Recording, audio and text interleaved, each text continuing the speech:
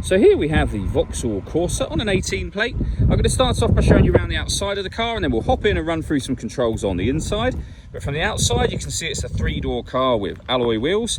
Let's start off inside the boot and then work our way around the rest of the car from there. As we approach the boot, you can see we have reversing sensors, plenty of boot space as well, along with the 60/40 split folding rear seat, should you wish to increase this space even further. Okay, so we're just going to work our way back round to the front of the car, and then we'll hop in and run through some controls on the inside. But now that we've done a full circle of it, you can see it's in excellent condition the whole way round. Just briefly before we climb in, I think it's well worth seeing the interior from this exterior point of view. There's plenty to run through on the dashboard, so let's hop in and we'll do that right now.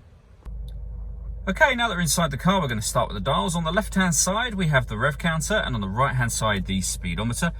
In the middle, you can see the total miles for this car, which are 5,368.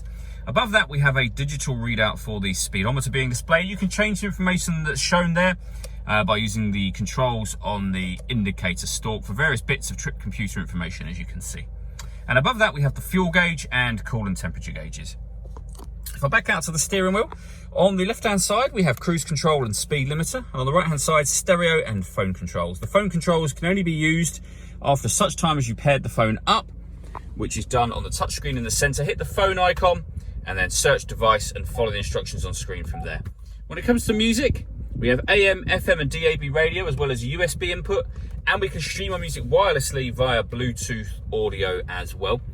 This car will support certain Vauxhall friendly apps if you connect your smartphone up via its USB and hit projection. As you can see at the minute, nothing is connected. To the left hand side of the stereo, we've got this button that turns the parking sensors on and off. This will put the city steering on, so the power steering becomes lighter, a heated steering wheel and a heated passenger seat. And over this side, heated driver's seat and deadlocks, so you can lock the car doors from the outside. We then have the main volume for the stereo, and then air conditioning. So you can determine the temperature, the fan speed and the direction of the air. The air conditioning is on when this light shows, so off, back on again. You can recirculate the air that's in the car. That's a great way of heating it up or cooling it down quickly depending on the temperature you set here. You can turn it off just as easily as you turned it on. Underneath that, we have a USB input and a 12-volt charging socket. We have a rubber section here that will produce a cup holder or give you a large storage area. We then have the gear lever for the fully automatic gearbox. The button on the top will enable you to change up and down a gear manually should you wish to.